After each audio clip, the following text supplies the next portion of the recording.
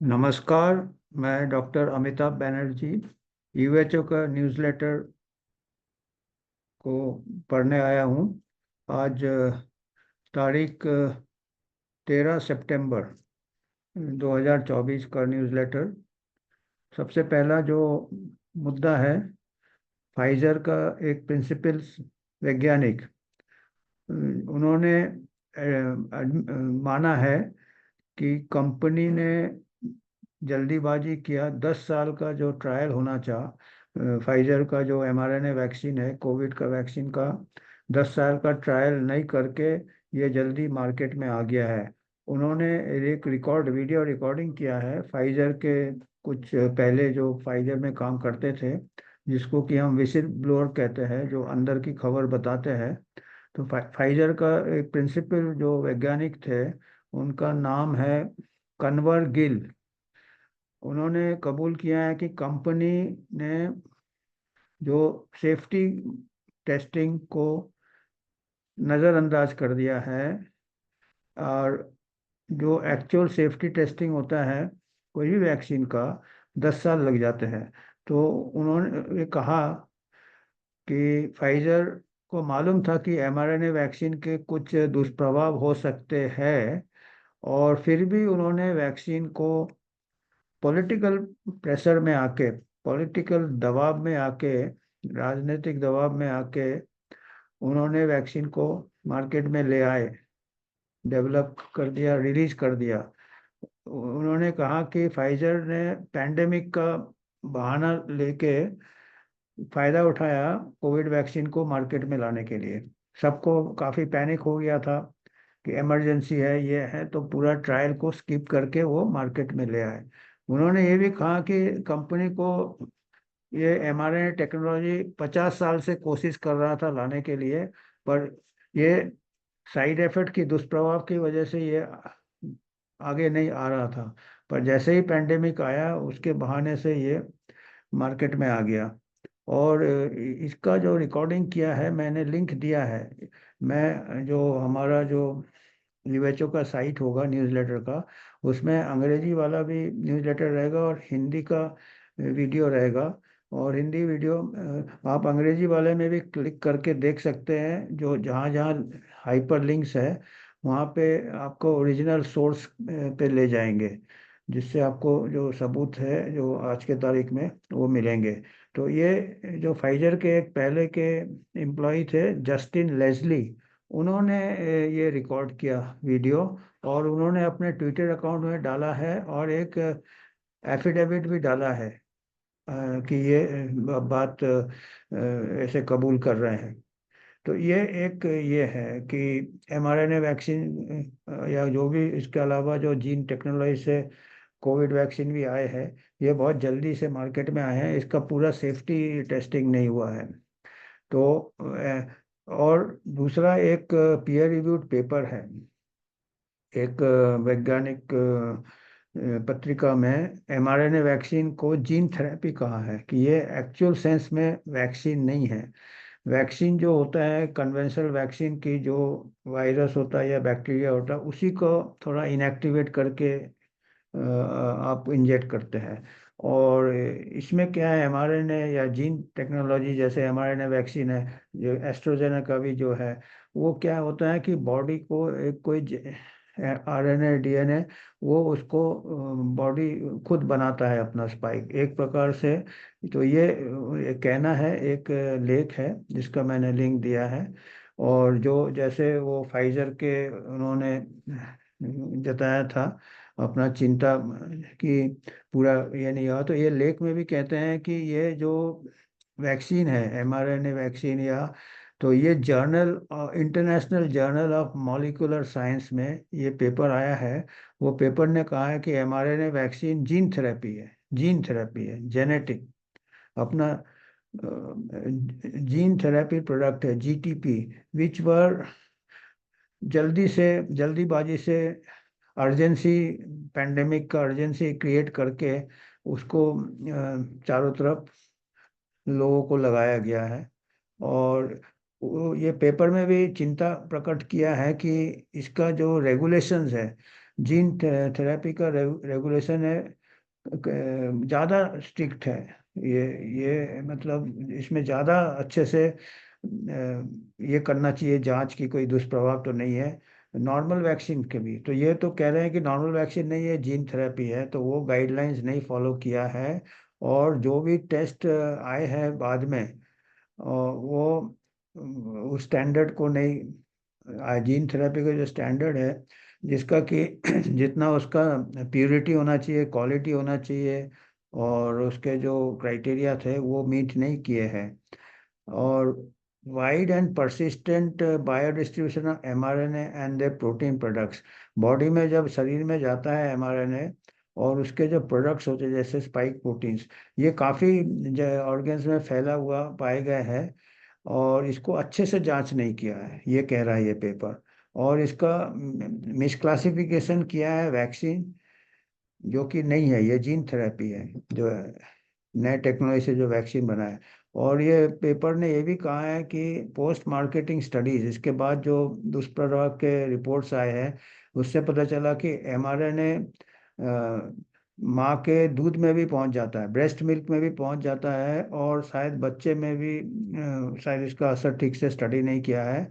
और long term expression and integration into the genome, माने हमारे शरीर का जीनोम के साथ कैसे इंटरेक्ट करता है, कैसे वो ट्रांसमिट होता है, और अपने जो ओवरीज या इसमें भी कैसे पैसेज है, ये सब अच्छे से स्टडी नहीं किया है। या माँ के पेट में जो बच्चा है वहाँ पे कैसे ये एमआरएनए जाके क्या करता है, क्या हानिकारक करता है, इसको जीनोटॉक्सिक जिसको कहते हैं, और कोई ट्यूमर के ऊपर क्या है, कैंसर के ऊपर क्या है, इसका असर हो सकता है। इसको अच्छे से जांच करना चाहिए, ये पेपर ये कह रहा है कि ये सब चीज़ें को अच्छे से जांच करना चाहिए। और उसके बाद और खाली ये हड़बड़ाई में नहीं करना चाहिए, और एक फार्माको विजिलेंस सिस्टम होना चाहिए, और वैक्सीन विजिलेंस होना चाहिए कि जितने भी दुष्प्रभाव है उसको पूरा से अच्छे से उसमें ऊपर शोध करें। और ये महामारी के टाइम ये ऐसा रिसर्च नहीं अच्छे से होता, जब महामारी नहीं होता है उस टाइम ये रिसर्च बहुत ज़रूरी है, क्योंकि उसमें हड़बड़ाहट नहीं रहता है, उसमें जल्दबाजी नहीं रहता है। पर अभी देखा जा रहा है कि ये तो एक के बाद एक ये महामारी का अलार्म दे रहे हैं, तो महामारी चलता ही रहेगा और इससे ठीक से शोध होगा नहीं। अभी तो मंकी पॉक्स का भी एमआरएनए वैक्सीन तैयार कर रहे हैं। तो अभी ये ये तो कुछ लोगों ने ये किया है जो फाइजर के थे, फिर कुछ साइंटिफिक जर्नल में आए हैं। उसके बावजूद भी लगता है कि जो मार्केटिंग फोर्सेज है या पॉलिटिकल प्रेशर्स है उनके ऊपर कोई असर नहीं हो रहे हैं। ये सब जो सावधानी के बारे में लोग बोल रहे हैं कि सावधानी करना चाहिए, शोध करना चाहिए, ये क्योंकि अभी आपको मालूम है कि जो गाजा में जो लड़ाई चल रही है इसराइल और हमास का, उसमें लड़ाई को रोक दिया गया है कि पोलियो वैक्सीन देने के लिए। और पोलियो वैक्सीन क्या क्या दे रहे हैं, मॉडिफाइड पोलियो वैक्सीन, वो भी जेनेटिकली मॉडिफाइड है। हमारे पोलियो वैक्सीन का में भी जेनेटिकली मॉडिफाइड पोलियो वैक्सीन बनाया है, वो अभी दे रहे हैं। अभी इमरजेंसी ऑथराइजेशन कर दिया। अभी पोलियो तो इतने सालों से, अब अचानक क्या इमरजेंसी हो गया? अभी लड़ाई चल रही, लड़ाई में ज़्यादा बच्चे मर रहे हैं, लोग मर रहे हैं, या पोलियो से ज़्यादा मर रहे हैं? तो यहाँ तक कि लड़ाई रोक के पोलियो वैक्सीन दे रहे हैं। तो वो अभी इधर कहाँ पे, जहाँ पे गाजा में दे रहे हैं। और अभी तक 1,87,000 बच्चों को दे दिया है, 10 साल को दे दिया है पोलियो वैक्सीन। करीब 2 लाख से थोड़े कम बच्चे को दे दिया है। और सेंट्रल गाजा में पहला फेज में, और दूसरा फेज में वो 6,40,000 बच्चे का टारगेट है उनको देने का। और इजराइल एंड हमास ने agreed to cease fire during the vaccination campaign. The vaccine being used in the campaign is NOPV2, a genetically modified product. ये भी जीन थेरेपी जैसा ही है, which has not yet been license, उसका licence नहीं है, but granted emergency use authorisation by the WHO in 2023। तो इसको भी अभी पोलियो का वैक्सीन को भी इमरजेंसी दे दिया, वहाँ लड़ाई चल रही है, लड़ाई रोक के वैक्सीन दे रहे हैं। अब इनको पता नहीं क्या है अभी, लड़ाई के दौरान कौन उसको दुष्प्रभाव मॉनिटर करेगा, कौन उसके साइड इफेक्ट देखेगा। ये तो मतलब बड़ा अजीब गरीब हालत है, कैसे पता चलेगा। तो और एक और खबर यह है, ये तो हमने बताया कि mRNA के दुष्प्रभाव के ऊपर चिंता किया है उनके पहले वाले वर्कर्स ने, उसके बाद एक साइंटिफिक पेपर आया है, उसके बाद अभी गाजा में पोलियो वैक्सीन को भी जेनेटिकली मॉडिफाई करके दे रहे हैं। इसके बाद कनाडा, कनाडा ने क्या किया है, आदेश दिया है कि जितने कोविड-19 वैक्सीन है उसको पूरा डिस्ट्रॉय कर दिया जाए। अब ये भी बड़ा आश्चर्य वाली बात है कि अभी उनके यहाँ काफ़ी सर्च चल रहा है, जितने जितने वैक्सीनेटेड कंट्रीज है वेस्ट में, उनके केसेस काफ़ी हो रहे हैं। और अभी बोला है कि सब वैक्सीन वापस कर दिया जाए जो है, या डिस्ट्रॉय कर दिया जाए। नया स्टॉक आएगा अक्टूबर के बाद, तो अक्टूबर तक कोई कोविड वैक्सीन नहीं रहेगा। और उनका कहना ये है, उनका कहना, कुछ लोग तो बोलते हैं कि वो शायद साइड इफेक्ट हो रहा है इसलिए विड्रॉ कर रहे हैं, पर चलो मान लीजिए नहीं हो रहा है, पर अभी विड्रॉ कर रहे हैं। और वो कह रहे हैं कि ये इसलिए विड्रॉ कर रहे हैं, ऑफिशियल जो उनका स्टेटमेंट है, क्योंकि अभी जो वायरस सर्कुलेट कर रहा है वो म्यूटेट हो गया है, वो म्यूटेशन हो गया, चेंज हो गया है, और ये वैक्सीन काम नहीं कर रहा है। तो नया स्टॉक आएगा टेस्टिंग के बाद, अक्टूबर के बाद। अब ये देखिए, अभी इतना वैक्सीन देंगे तो म्यूटेशन तो बढ़ जाएगा, वैक्सीन से भी म्यूटेशन होता है। दूसरी बात ये है कि कोरोना वायरस एक वायरस है जो कॉमन कोल्ड जैसा होता है, वो तो इतना कोई ये नहीं है, खाली हाई रिस्क ग्रुप को ही दो, मास वैक्सीनेशन से म्यूटेशन बढ़ेगा, हमारा ये कहना है। दूसरा ये है कि कोरोना वायरस के लिए कोई अभी तक वैक्सीन अच्छे से बन नहीं पाया, क्योंकि वो चेंज होते रहते हैं उनके स्ट्रेन्स। तो ये तो एक्चुअली बहुत खर्चा है, इतना भी वैक्सीन इतना बनाए हैं टैक्स पेयर के पैसे से, अब उसको आप डिस्ट्रॉय कर रहे हो, फिर नया वैक्सीन बना रहे हो, फिर उसको भी थोड़े दिन बाद बोलोगे उसका भी स्ट्रेन चेंज हो गया, उसको भी आप डिस्ट्रॉय करोगे। ये तो फिर फार्मा वाले को ही अच्छा है, उनका ही प्रॉफिट है, और टैक्स पेयर का पैसा है। अभी आप ये देखो कि कोरोना वायरस से कितने लोग को जान जा रही है, एल्डरली का जा रहा है, बेशक उनको दे दो, बट जनरल पॉपुलेशन हेल्दी को, तो ये सब सोचने वाली बात है। और हम यूएचओ कहते हैं कि मास वैक्सीनेशन के पीछे नहीं भागना चाहिए, क्योंकि ये चेंज होते रहते हैं स्ट्रेन इसके, और मास वैक्सीनेशन से भी म्यूटेशन बढ़ जाते हैं, हमारा ये कहना है। और और इसका सबसे अच्छा उदाहरण यह है कि जितने भी वेस्टर्न कंट्रीज है, यूरोप है, अमेरिका है, कनाडा है, सबसे ज़्यादा वैक्सीनेशन रेट है, 2 बूस्टर 3 बूस्टर चल रहा है, और केसेस भी ज़्यादा हो रहे हैं। और जहाँ पे दूसरा तरफ आप अफ्रीका को देखेंगे, अफ्रीका में मोस्ट ऑफ द कंट्री जितने देश है, उनको में 5% भी वैक्सीनेशन कवरेज नहीं है, और उनका कब का कोविड स्टेबलाइज हो गया, ना केसेज हो रहे हैं ना डेथ हो रहा है। तो ये भी सोचने वाली बात है। अच्छा, एक और इस समाचार पत्र में इस हफ्ते है कि एक दवाई है, आप लोगों को मालूम हो शायद, मॉन्टिल्यूकस्ट, वो लोगों को एलर्जी होता है, अस्थमा होता है, एलर्जिक राइनाइटिस होता है, नाक बहता है, उसके लिए काफ़ी ओवर द काउंटर मिलता है। तो अभी ये एक रिपोर्ट है कि ये मॉन्टिल्यूकस जो यूज़ होता है एलर्जी एजमा के लिए, उसके ऊपर थोड़ा चिंता प्रकट किया है यूके और यूएसए के जो ड्रग रेगुलेटरी बॉडीज है। एक कोई 14 साल का लड़के ने सुइसाइड कर लिया, मॉन्टिल्यूकस पे था वो एजमा के लिए 2 साल। तो उन्होंने बोला है कि ये साइड इफेक्ट हो सकता है उसका, इसलिए इसका ऊपर काफ़ी दिनों से ये इनका इसके ऊपर सीरियस साइड इफेक्ट्स इसके हो सकते हैं। तो हमारा कहना है कि भाई ठीक है, अच्छी बात है, कोई भी दवाई हो या इंटरवेंशन हो, उसका थोड़ा भी एक डेथ होता है उसके लेने के बाद, तो उसको एक प्रकार का रेड सिग्नल है, अच्छे से जांच करो। तो उन्होंने किया है ये कि ये मॉन्टिल्यूकस के ऊपर नज़र रखा है अभी, और हमारे यहाँ तो मिलता है मॉन्टिल्यूकस। तो वो प्रिंसिपल सेफ्टी फर्स्ट आना चाहिए, तो वो मॉन्टेलुकस में तो ठीक है, तो यूएचओ मानता है कि अच्छी बात है, पर वो ये कहता है कि डबल स्टैंडर्ड्स क्यों है। मॉन्टेलुकस एक दवाई जो कि कई दिनों से इस्तेमाल हो रहा है, एक डेथ हो गया है, अगर यही वैक्सीन के साथ होता तो वो तो कोइंसिडेंटल में निकाल देते, वो कहते इत्तेफाक है, इसके साथ कोई कोरिलेशन नहीं है। और मॉन्टेल्यूकस में एक सुसाइड हो गया तो उन लोग काफी अलर्ट हो गए। अच्छी बात है, तो उतना ही सतर्कता वैक्सीन में भी बताना चाहिए, हमारा ये कहना है। और ये तो एक डेथ हुआ। हमने हमारे मेंबर्स ने नेशनल हेराल्ड में कॉलम लिखा था 2022 में, excess deaths are being reported in young people. पूरे हमने डेटा पेश किए थे कि जब वैक्सीनेशन रोल आउट हुआ, बॉम्बे में भी 6 टाइम्स फर्स्ट 6 मंथ्स में एक्सेस डेथ्स हुए, कार्डियक इवेंट्स ज़्यादा हो गए। इसके अलावा हमने काफ़ी जगह से डेटा दिया था, यूके का डेटा दिया था, ये नेशनल हेराल्ड का हमने लिंक दिया है अंग्रेजी वाले न्यूज़लेटर में। यूके का डेटा दिया था, यूरोप का दिया था, ऑस्ट्रेलिया का दिया था।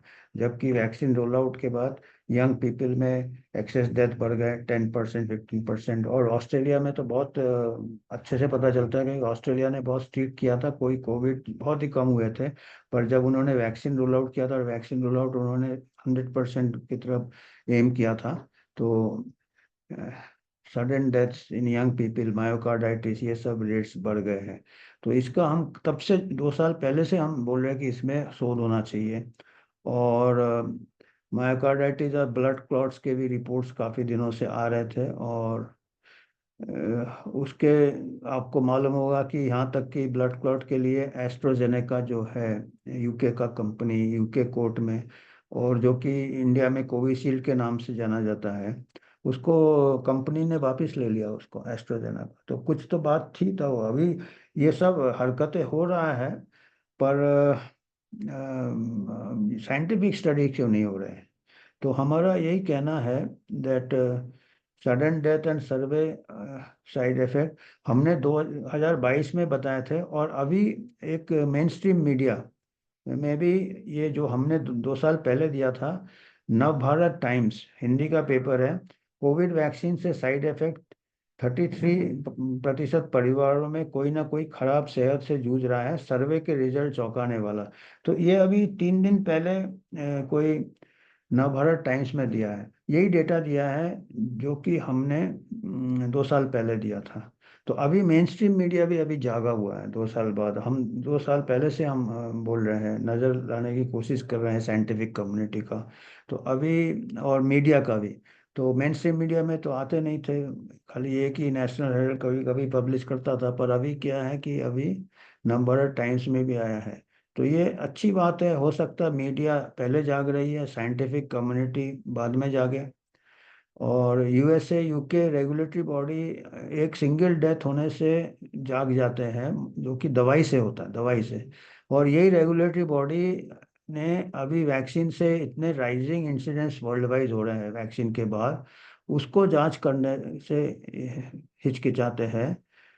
और इंडियन रेगुलेटर की तो कोई बात ही नहीं है। ये वैक्सीन जब रोल आउट हुआ था कोविड, हमारे जो ड्रग कंट्रोलर जनरल है इंडिया के, उन्होंने तो ये कहा था कि कोविड 19 वैक्सीन 110% सेफ है। अब बताइए, ड्रग कंट्रोलर जनरल जो है उसको देखना चाहिए जनहित, और वो ऐसा तो लग रहा है कि फार्मा का वो प्रोपेगेंडा मशीन है फार्मा का। तो ये न्यूट्रल रहना चाहिए, या तो जनहित। और वो 110% सेफ, तो ये तो साइंटिफिक स्टेटमेंट नहीं है ना, कोई भी चीज़ 110% नहीं है सेफ है। अभी देखो मॉन्टेल्यूकस सालों से यूज हो रहा है, अभी एक डेथ हो गया तो 110% तो नहीं है ना। वैक्सीन के बाद तो डेथ हो रहा है, हमारे इंडियन कोर्ट्स में भी केसेस चल रहे हैं जिसमें कि एडवर्स इवेंट्स, जो मॉनिटरिंग बॉडी जो उन्हें भी ऐसे एक्सेप्ट किए हैं कि कुछ डेथ है। तो ये अच्छा, एक और खबर हमारे इसमें न्यूज़लेटर में है कि इंडियन एक्सप्रेस ने एक लेखक के बारे में बताया है। वो लेखक ने अपनी कहानी बताई है, अनुभव बताया कि वैक्सीन लेने के बाद उसको कितने दुष्प्रभाव हुए। उसको स्ट्रोक हो गया, मिनी स्ट्रोक हो गया, उसको ब्रेन में हेमरेज हो गया। तो वो पूरा उसका कहानी इंडियन एक्सप्रेस ने 2-3 दिन पहले छापा है, जो कि अभी तक मेन स्ट्रीम मीडिया नहीं कर रहे थे। जैसे मैं बताया, सब कोइंसिडेंटल बता देते। तो इंडियन ऑथर का नाम क्या है? वेनिटा कोलो। उन्होंने बताया कि कोविड वैक्सीन लेने के बाद उनको स्ट्रोक हो गया है, और इंडियन एक्सप्रेस में पूरी कहानी बताई है। इंडियन एक्सप्रेस ने और कोलो ने ये भी कहा है, जो ऑथर है विनीता कोलो ने कहा है कि ये स्ट्रोक हमको वैक्सीन की वजह से हुआ है, वैक्सीन।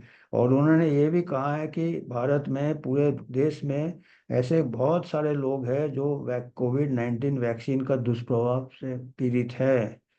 और डॉक्टर्स आर सीइंग को काफ़ी स्ट्रोक केसेस और हार्ट अटैक्स देख रहे हैं doctor, among people of all ages. हर उम्र के लोगों में हार्ट अटैक और ये। और पर्सनली उन्होंने अपने फेसबुक पेज में भी लिखा है कि उन्होंने number of mini stroke, vaccination के बाद छोटे छोटे स्ट्रोक्स हुए उनको ब्रेन में, खून का धब्बा। और खैर ये तो उनका कहानी है और उन्होंने फेसबुक में किया। पर इसका क्या है, बहुत तात्पर्य ये है कि ये तो नरेशन है एक व्यक्ति का। एज अ साइंटिस्ट हम उसको भी, हम कोई प्रूफ नहीं मानेंगे, अब उसका अनुभव है। पर सबसे ज़्यादा ये पॉजिटिव ये है कि जबकि डीसीआई ने 110% सेफ बोला था, द मेन स्ट्रीम मीडिया ये सब छाप रही है। और उसने अपना फेसबुक में भी डाला है और फेसबुक ने भी उसको सेंसर नहीं किया। पहले ऐसे ये सेंसर हो रहे थे, आपको मालूम है, पैंडेमिक के दौरान। तो हो सकता है कि मीडिया से ही हमारे को आशा है कि सही चीज़ पता चले, लोगों की जान नहीं जानी चाहिए। हो सकता है हो नहीं हो, पर और हम ये कहा है कि ये तो फिर भी मीडिया थोड़ा अपने को सुधार लिया है कि भाई न्यू ट्रांसपेरेंसी दे रहा है हमको।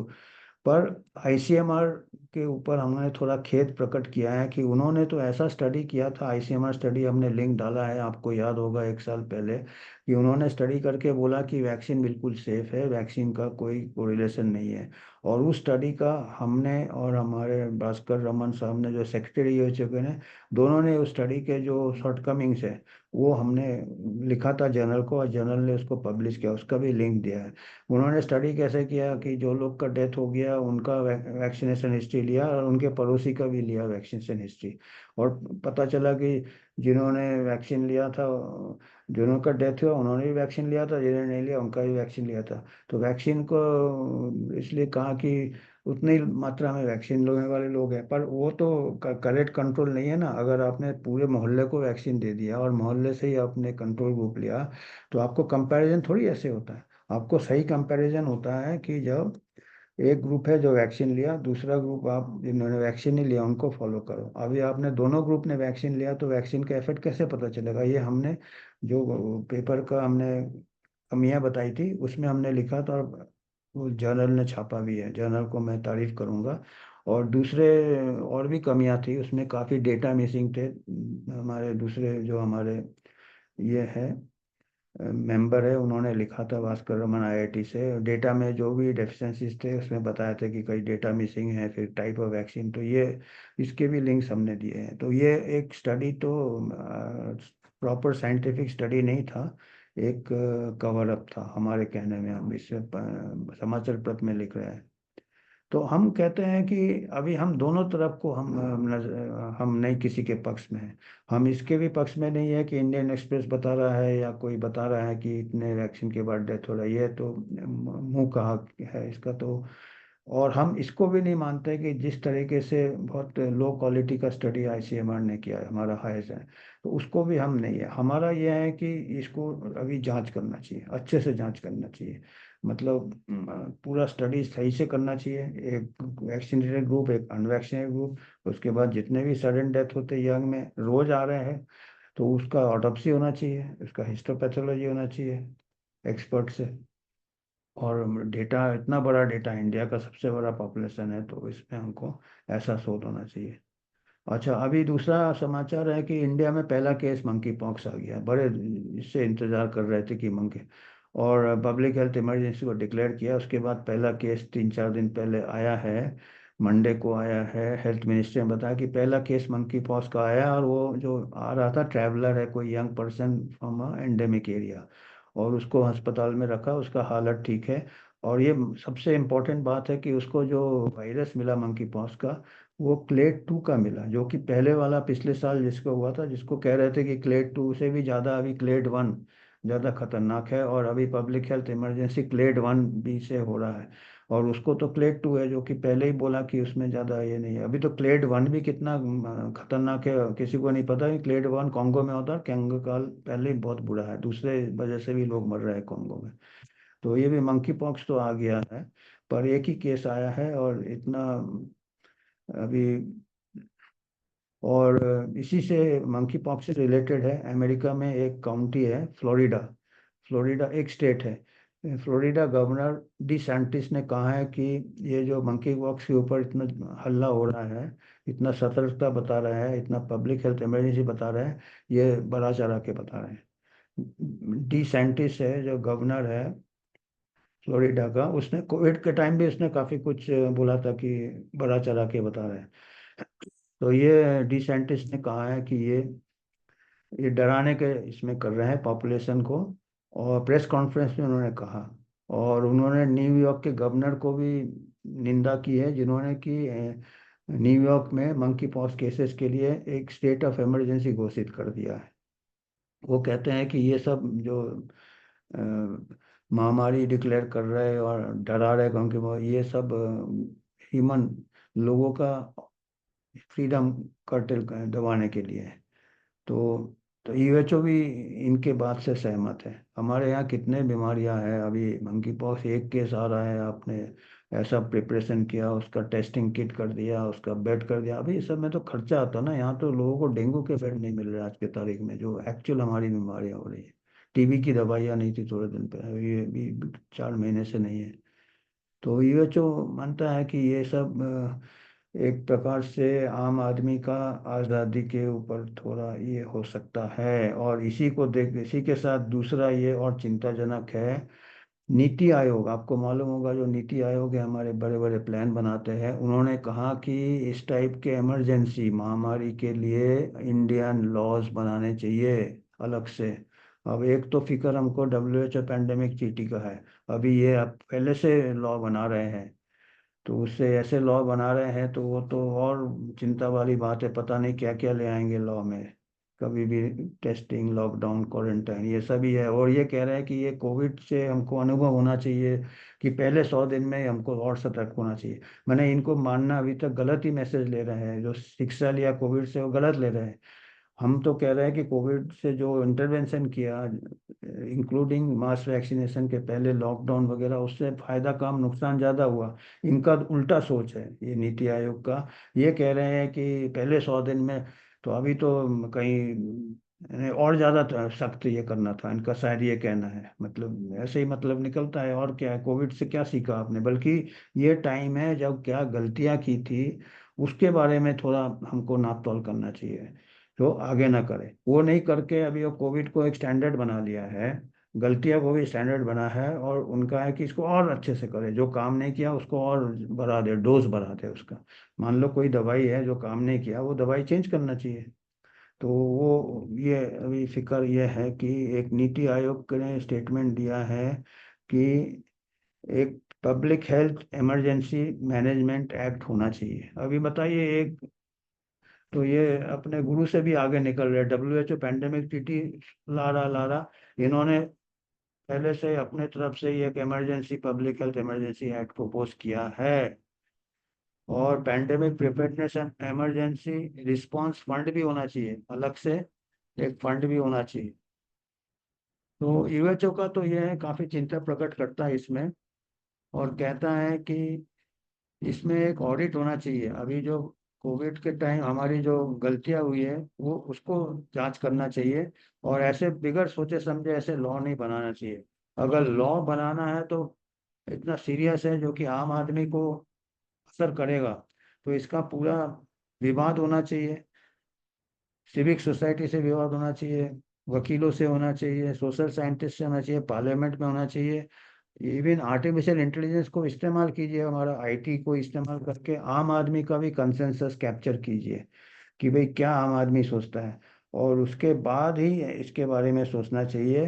पर हमको ने यूएचओ ये चिंता बताता है कि फिर से लगता है साइंस को फिर से दबाया जाएगा, क्योंकि इसमें कोई साइंस नहीं है। मंकी पॉक्स को इमरजेंसी डिक्लेयर करना, कोविड को कोविड को ऐसा उन्होंने गोल्ड स्टैंडर्ड बना लिया है। कोविड तो अगर देखा जाए उसका 70 साल तक उसका जो इन्फेक्शन फेट रेट था 0.05% था, तो उसको गोल्ड स्टैंडर्ड बना के आप उससे वाली बीमारी को आप इतना, अभी मंकी पॉक्स का भी डेथ रेट बहुत कम है।